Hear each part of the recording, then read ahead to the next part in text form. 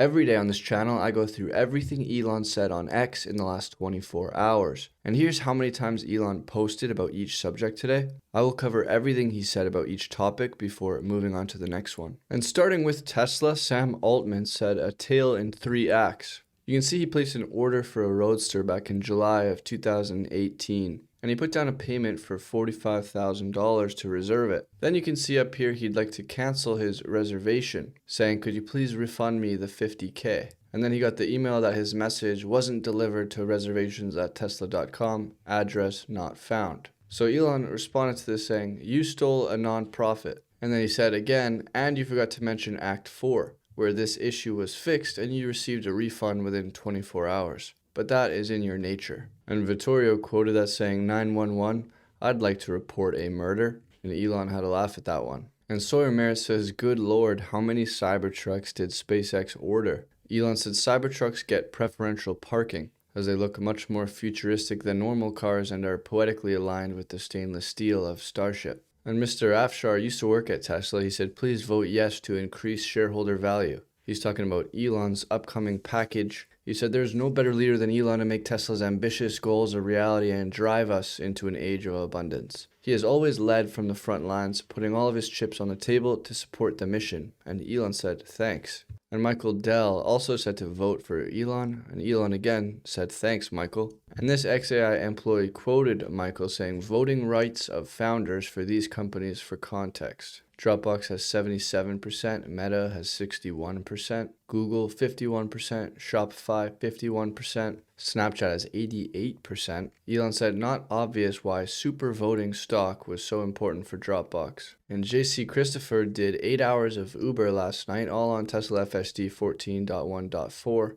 completing 14 trips and averaging nearly $48 an hour. He said there were no discussions of FSD in any of these trips. It was a mix of taking small 2 to 3 person groups to Halloween parties all around town. And they were having nice conversations amongst themselves, or later in the evening, early morning when young ladies were done at various parties and wanted to get a safe, secure, and quiet ride home from a party or a bar. Tesla FSD 14.1.4 took care of all of them. They likely had no clue, but then that's the point. And Elon said, "Cool." And we looked at this stat yesterday about how all these cats are dying in the USA from cars. 5.4 million die a year in the US. So Suck said, "Hold up, 5 million cats every year? How many cats are there?" Matt said there's an infinite cat glitch in the simulation. And Elon had a laugh at that one. And apparently a new UBCO study debunks the idea that the universe is a computer simulation. Researchers have mathematically proven that the universe cannot be a computer simulation.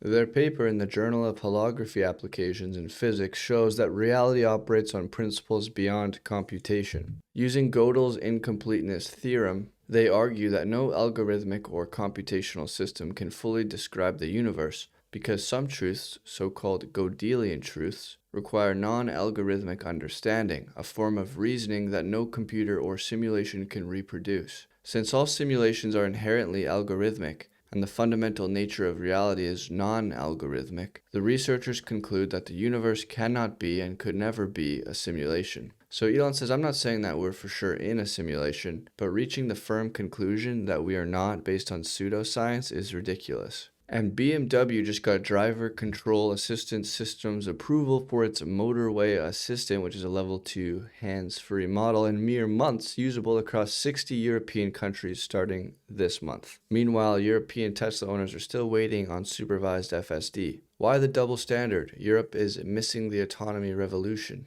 Captain Ellie says FSD in Europe will save lives even if Europe's leaders don't want to save lives. And Elon said, absolutely. It sounds like Elon was talking about Cybertruck on the new Joe Rogan episode. 47 in that with the Cybertruck. Cybertruck is an insanely it is alien technology. Okay, because it shouldn't be possible to be that big and that fast. That doesn't. It's like an elephant that runs as like a cheetah. Yeah, because it's 0 to 60 in less than 3 seconds, right? Yes. Yeah, and it's enormous. What does it weigh, like 7,000 pounds? Yeah, this is different configurations, but it's about that. It's a beast. Yeah. So it's got 4-wheel steering. So the rear wheel steer too, So it's got a very tight turning radius. Yeah, we noticed that when we drove one to Starbase. Yeah, very tight turning radius. Yeah, pretty sick. So Elon said, test drive a Cybertruck. It will blow your mind. And Tesla has delivered over 250 Cybertrucks to Starbase, Texas, and SpaceX will be replacing their entire gas truck fleet with these Cybertrucks, with even more likely on the way. And you can see just how many there is. Elon says so much more striking than a bunch of normal cars that look like a parking lot at a shopping mall. And speaking of SpaceX, they've successfully launched their 100th Starlink mission of 2025. Over 2,500 Starlink satellites have been launched this year, which is a new record for the company, and Elon reposted this. And we've been learning more about this idea that SpaceX wants to make a reality of creating data centers in orbit. Elon said that simply scaling up Starlink V3 satellites, which have high-speed laser links, would work. SpaceX will be doing this. So this user says SpaceX will be clustering scaled-up V3 Starlinks together using laser links to form a decentralized space data center. That will be much easier than physically assembling data centers in space, and they already have the tech. This is huge. Elon said yes. Data centers and cloud compute are over $1 trillion market that is growing extremely rapidly. The largest bottleneck to scaling up are permitting and energy use, which is also limited by permitting. There is no permitting in space. There's also unlimited and constant solar energy. So space-based data centers could make a lot of sense. One of the biggest challenges to space-based data centers would be assembly, and SpaceX can solve that by networking Starlink satellites using lasers, something they are already doing. So instead of building one big data center, they will network thousands of satellites into a decentralized one. And SpaceX has also shown that they have the ability to rapidly scale up satellite production and to launch them for cheap.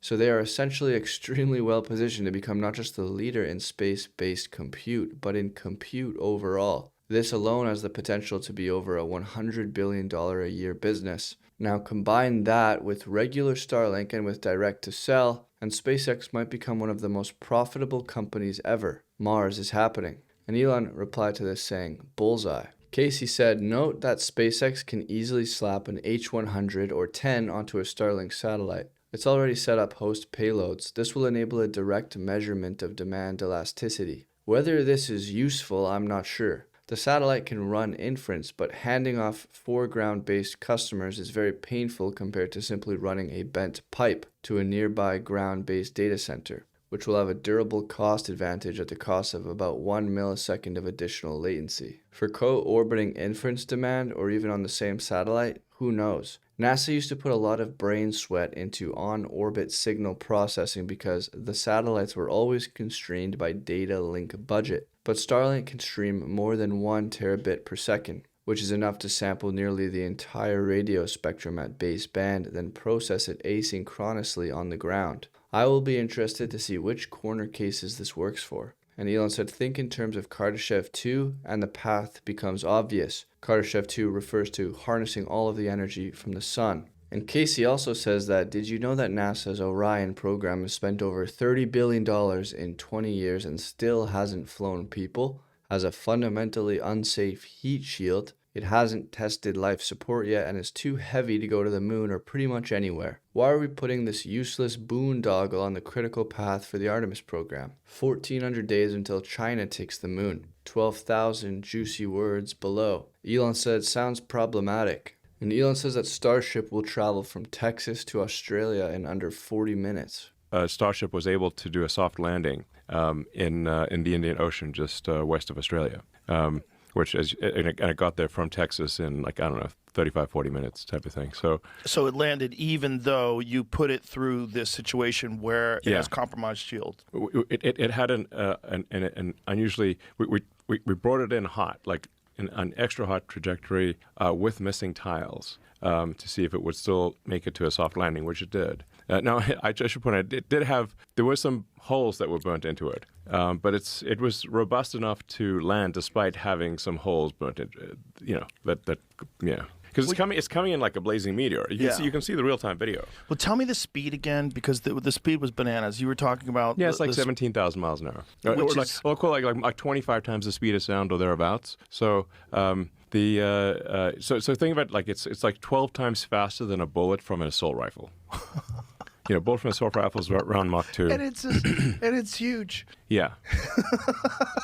Yeah. Or if you compare it to like a bullet from a 45 or 9 mil, which is subsonic, that's, it'll be about 30 times faster than a bullet from a handgun. 30 times faster than a bullet from a handgun, and it's the size of a skyscraper. Yes. Yeah. That's fast. It's so wild. It's so wild Yeah. to see, man. It's so exciting. The factor is so exciting too, because like genuinely, no bullshit, I felt like I was witnessing history. I felt like it was a scene in a movie Right. where someone had expectations and they like, what are they doing? They're building rockets, and you go Yeah. there. And as we were walking through, Jamie, you could speak to this too. Didn't you have the feeling where you're like, oh, this is way bigger than I thought it was. This is Huge. Yeah, It's awesome. It's gigantic. fucking crazy. That's what she said. The amount. And so Brent Mayo says, that's what she said. And Elon has a laugh at that one. And then Elon also went on the All In podcast yesterday, and here was a clip from that. You can also ask Grok about anything you see on the platform. You just press the Grok icon on any X post, and it'll analyze it for you, and research it as much as you want. So you can basically have just by tapping the Grok icon, you can assess the whether that post is the truth, the whole truth, or nothing but the truth, or whether there's something supplemental you need to be explained. So I think it's actually, we made a lot of progress towards freedom of speech, and people being able to tell whether something is false or not false. Propaganda. The recent update to Grok is actually, I think, very good at piercing through propaganda. And then we used that latest version of Grok to create Grokopedia, which I think is much more. It's not just, I think, more neutral and more accurate than Wikipedia, but it actually has a lot more information than a Wikipedia page. And on this topic of getting to the truth and identifying propaganda, Harrison Ford recently released a statement. He said, I don't know of a greater criminal in history. He doesn't have any policies. He has whims. It scares the shit out of me. Trump knows better, but he's an instrument of the status quo, and he's making money hand over fist while the world goes to hell in a handbasket. It's unbelievable. I don't know of a greater criminal in history, Ford told The Guardian. He's losing ground because everything he says is a lie. I'm confident we can mitigate against climate change, that we can buy time to change behaviors, to create new technologies, to concentrate more fully on implementation of those policies.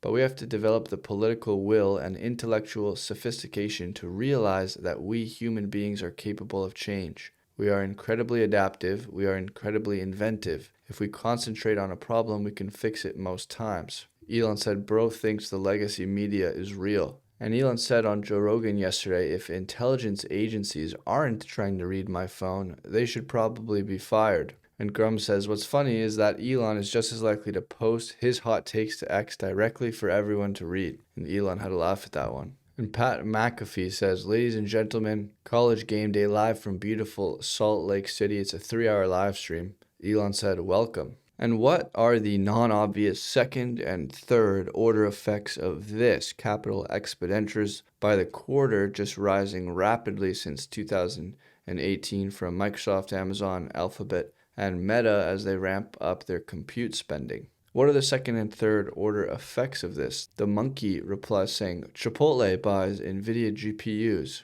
And Elon has a laugh, asking Grok, did Chipotle buy GPUs? And Grok said no. In reality, Chipotle's AI efforts focus on lighter operational tools rather than heavy-duty GPU infrastructure. But Doge Designer says nothing else will matter if we don't solve the falling birth rate. Nothing. And Elon says 100. And on this topic, Adam Johnson, he says that also the change in the makeup of America's immigrant population after Hart-Celler wasn't an accident. You can see on this chart of the origins of the U.S. immigrant population that Europe and Canada and other North America immigrants have been on the decline, while Asian, Mexican, and other Latin Americans on the rise since the 70s.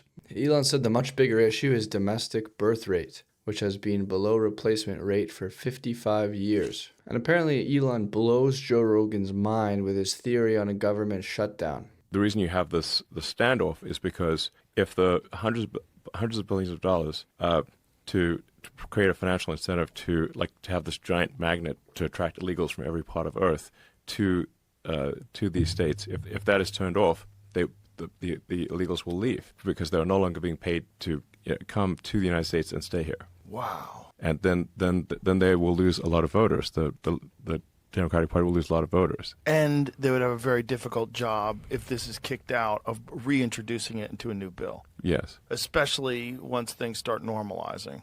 Yes. So, like, in a nutshell, the Democratic Party wants to destroy democracy by importing voters, and the Republican Party disagrees with that. And the ruse is that if you don't accept what they're doing, then you're a threat to democracy. Yes. As they try to destroy democracy. Yes. By importing voters. That is and literally what they're doing. People to only vote for them and overwhelming the system. Yes. And by the way, it's a strategy that, if allowed to work, would work. And in fact, has worked. California is supermajority Democrat. Yeah.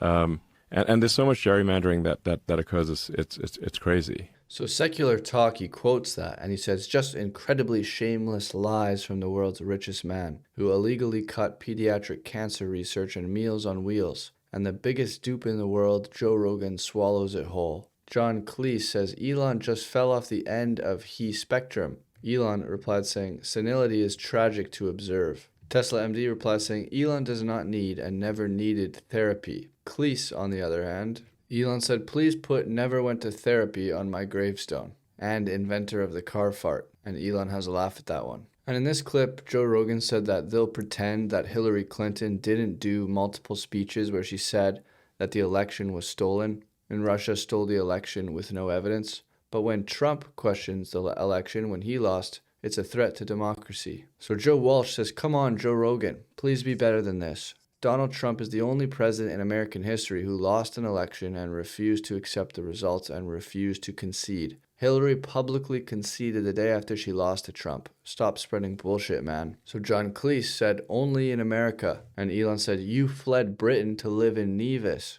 And here's Elon on Joe Rogan yesterday talking about how the left can't even see the center with a telescope. That's why I think you're centrist. I think I'm centrist. But from this perspective of someone on the far left, we look right wing. Yeah. They think anyone who's a Republican is basically like some fascist Nazi situation. But what's so crazy is it's very easy to demonstrate just from like Hillary's speeches from 2008 and Obama's speeches, yes. like when they were talking about immigration, like they were as far right yes. as Steve Bannon when it comes to immigration. Yes. Hillary was like very MAGA. I'm sure you've seen that campaign speech, which she was talking about if anybody's committed a crime, get rid of them. And if you're here, you pay a hefty fine and you have to wait in line. It was really crazy. It's crazy to listen to because it's as MAGA as Marjorie Taylor Greene. Yeah, I mean, have you seen these videos people post online where they'll take like a speech from Obama or Hillary and they'll interview people on like college campus or something and say, what do you think of the speech by Trump? And they're like, oh, I hate it. He's a racist bigot. I'm like, just kidding. That was Obama. No, actually, that was Obama or Hillary. To your point, like literally the center's been moved so far. Yeah. Yeah. The left is so... The left has gone so far left that they need, they can't even see the center with a telescope. And Elon reposted that clip. And we looked at these charts yesterday from Data Hazard saying the breadth of Alejandro Mayorkas' global human importation program remains underappreciated. He flew them in from every random country in the world with no legal or even humanitarian justification. And Blake Neff said it may not be possible to convict him, but Alejandro is a traitor to the United States and absolutely should be considered a villain on par with the Rosenbergs. He let America be invaded by its enemies and by everyone else. Prison would be a kindness to him. And Elon said 100. And finally, Blake says, I wish Apple had invented QR codes because then they wouldn't be so fugly. And Elon said QR codes are so ugly. And Mark Zuckerberg was reportedly upset over Billie Eilish's comments about billionaires. So John Cleese, he's a theme in this video, says, is he not aware what all the greatest religious leaders and philosophers have always said about greed? Kitty says, John, big fan, but you are being tedious. This feels a long way from the satire of the People's Front of Judea. Where's that John? We need him.